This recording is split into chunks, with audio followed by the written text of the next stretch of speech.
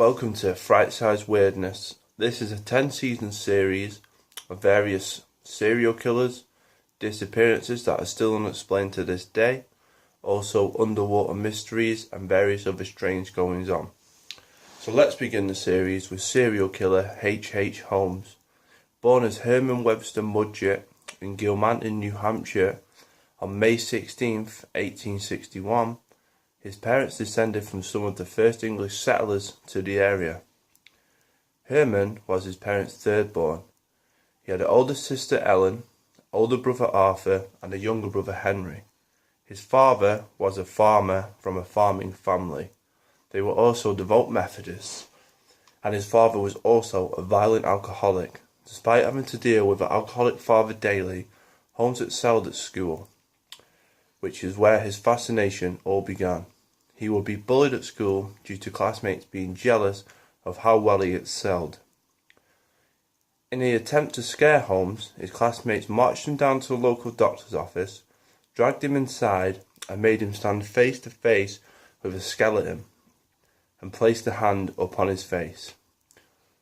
Holmes later went on to write, although he was frightened at first, the situation actually cured him of his fears and enabled his fascination with death.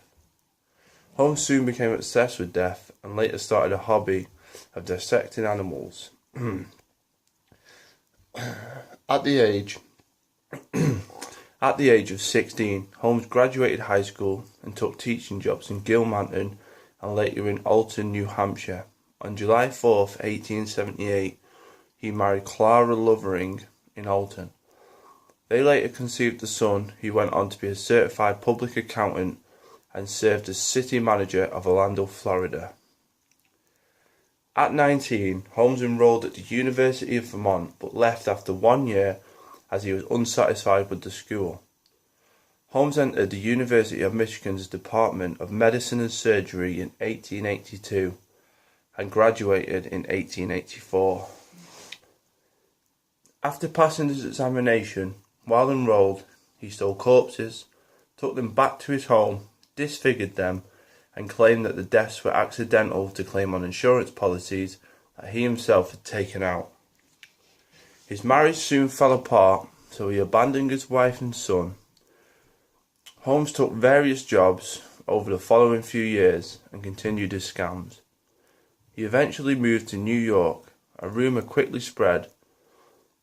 He was seen with a little boy who was never seen again. Holmes claimed the boy had returned home to Massachusetts, and Holmes was never investigated and quickly moved away from the town.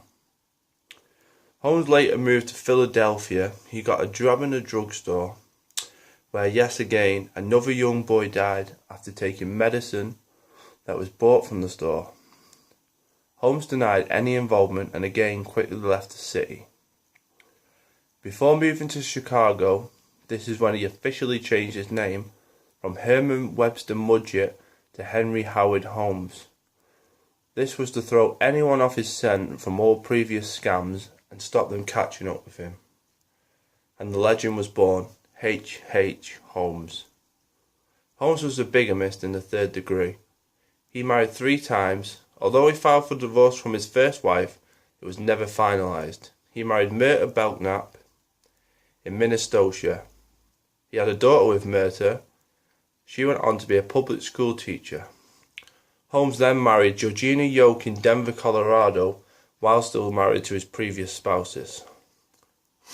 Eventually, Holmes moved to Chicago on August 1886.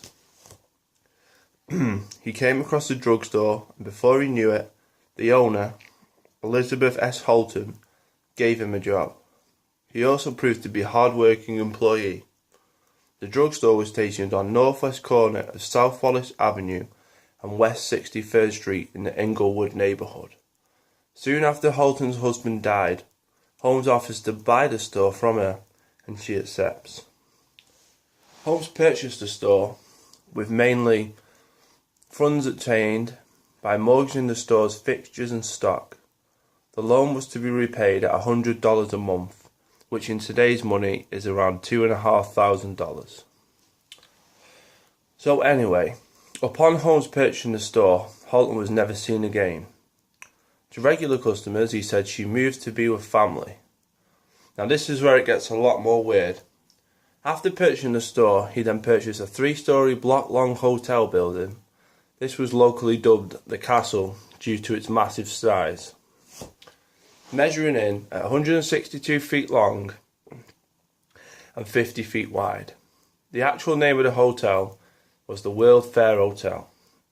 The ground floor contained Holmes's relocated drugstore and various other shops, while the other 2 floors contained his personal office and a labyrinth of inhumane rooms, some opening to brick walls, oddly angled hallways, stairs leading to nowhere, doors that can only be opened from the outside, and a host of other strange and destructive constructions.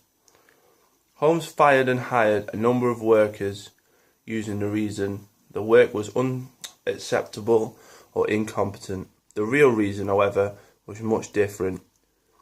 It was to ensure he was the only one who knew the intentions of the strange layout and dead ends. During the construction in 1889, he met Benjamin Pitzel, who was a carpenter with a criminal past. They quickly became friends and his right-hand man. Later dubbed Holmes's tool by a district attorney, after the completion of the hotel, Holmes immediately started to select mainly women victims from among his employees, who as a rule had to take out life insurance. He would pay the premiums for them and be the sole beneficiary for them as well. Some of the women would be locked in soundproof bedrooms, which had gas pipes running to them, where he could asphyxiate them at his pleasure. Some were taken to the 2nd floor to the secret hanging chamber where Holmes hanged them. Others were sealed in a huge soundproofed bank vault near his office and left to suffocate. There was a secret room that was completely sealed by solid brick that could only be entered through a trapdoor in the ceiling. Holmes would lock his victims in this room for days to die of hunger and thirst. He even invented a unique alarm system that let him know when people were walking around in the upper floors. He also invented a dummy elevator that went straight to his basement. Another way was pushing them down a secret metal chute. Holmes was an expert in skinning the flesh from the bodies of his victims and even cut out the organs. This allowed Holmes to sell the skeletons of his victims with their organs to various medical schools with ease due to his connections he had made there. He would also bury the bodies in lime pits for disposal and even had 2 massive furnaces for burning evidence and bodies, as well as pits of corrosive acid, bottles of various poisons, and even a stretching rack. Holmes later went on to meet a married woman, Julia Smith, who became his mistress. She moved into his building and started working at the pharmacy's jewellery counter. They soon began an affair. When her husband found out, he quit his job and left his wife and daughter behind. In 1891, Smith fell pregnant and demanded marriage. Holmes agreed, but insisted they couldn't have a child, and they agreed he would perform an abortion on Christmas Eve. Holmes actually killed her using chloroform and then murdered her daughter. When confronted by residents, he said they left for Lower for a family wedding. Holmes hired a man named Charles Chappell to articulate Smith's body. Although he introduced himself as Henry Gordon, he took Charles up to the 2nd floor where her body was, and after some discussion, they agreed he would take Smith's arms home with him to articulate, and Holmes would do the rest. Later turning up at his home with the corpse cut in 2, Holmes was with another man believed to be Pitzel. Chappell was hired 2 more times. On the 3rd time, Holmes had refused to pay due to some financial troubles, so Chappell refused to give the skeleton back and kept it in his home. When Holmes's crimes became public, Chappell gave the police the skeleton for examination. The room where Holmes kept the three bodies later became established to investigators as the room with the three corpses.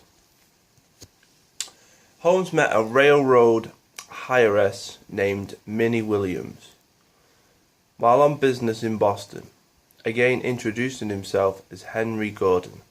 They quickly entered a relationship. Although Holmes had returned to Chicago, he sent her love letters. In February 1893, she moved to Chicago and contacted Holmes, and he offered her a job at his hotel as a stenographer, and she accepted. Not long after rekindling their relationship, Holmes was able to persuade her to transfer the deeds of her property in Fort Worth, Texas, to a man named Alexander Bond. This was another alias of Holmes. Holmes was the notary of the transfer. Holmes later signed the deed over to Pitzel, giving him the alias Benton T. LeMan. Holmes proposed to Williams, then convinced her to invite her sister Annie to Chicago, and she accepted. Holmes eventually made friends with Annie and gave her a personal tour of the castle. One night, while he was in his office, he asked Annie to go into the vault to retrieve some paperwork. He locked her in, turned on the gas line leading in the vault, and she quickly died. During Holmes's capture and arrest, he left Chicago and moved to Texas, where he had property that he scammed from his last victims. He wanted to construct another murder castle, but quickly scrapped the program and travelled the United States and Canada. So, on July 1894, Holmes was jailed for a horse scandal, but was promptly bailed. While in jail, he met a man called Marion Hedgepeth. In his short stay, he told him about his plan to scam an insurance company by taking life insurance on himself for $10,000, and Marion gave him a lead of a lawyer for a sum of $500. The lawyer actually loved the idea of the scam, but the insurance company basically saw through this and just refused to pay Holmes. But he used the same idea with his friend Pitzel. So, Pitzel set out to fake his own death. With the agreement, his wife was to claim the $10,000 and split it with Holmes. However, Holmes double-crossed him and used chloroform on him. Then he set his friend on fire, and his wife claimed the money. He continued to lie to Pitzel's wife about his whereabouts, saying he was laying low in London. He also convinced her to let 3 of her 5 children travel with him. He soon killed all 3 of them. He stuffed the 2 girls in the trunk, drilled a hole through it, and attached a hose to a gas line. The girls suffocated. He buried them in shallow graves and cut off one of the girls' feet due to her having clubfoot. He did this so it wasn't as easy to identify if the body was found. Shortly after this, a detective actually tracked him down to Indianapolis, where Holmes had rented a cottage and was reported to have visited a local drugstore to buy the drugs that killed the 3rd child, and a repair shop where he had the knife sharpened, which he used to cut up the boy before burning him. Bits of the boy's teeth and bones were found in the fireplace. So finally, in 1894, Holmes was captured and the spree ended. Holmes's murder castle was eventually searched properly, and various pieces of evidence quickly emerged against him, like the hair strands of the twins he murdered, bloody clothes of women in the basement. Even a piece of gold jewellery was found and later identified by a local jewellers who confirmed that they sold it to one of his victims. They also dug up the lime pits of skeleton remains. In the end, it was confirmed he had murdered 30 people. Although it is believed he killed over 200 people, the real number is unknown to this day. Holmes eventually got hanged. His neck didn't break, and he took 20 minutes to die. The irony of this is, he wanted to be buried 10 foot deep and in a cement coffin as to not be dug up and dissected. Hey guys, so that's it for this video. I hope you enjoyed it. There's plenty more information about this guy on the net. I'll put the link in the description where I got all of the information from for this video. If you got to the end and you enjoyed it, then stay tuned, stay subscribed. There's going to be more. I'm going to be trying doing one of these once a week. I don't think I'm going to do them all like this though. Some of them might just be a top 10. Obviously this one's been overlaid with pictures, but the next one, if you want, I might end up just me being in the video. I'm not too sure I'm going to do it yet, but there's definitely going to be one of these a week. This is going to be fright-size-weirdness. This is going to be a weekly thing. Hope you all enjoyed the video. I'll catch you all again soon. Leave the comments below, guys. I want to know what you think. I want to know if you think it was good, if it needed improving. I want to know your brutally honest opinion, like, you know, because obviously just starting out and that, and yeah guys, so just, yeah, and also follow me on Twitter and all that stuff, guys. So all the stuff will be in the description below. Peace out, thank you very much for watching, goodbye.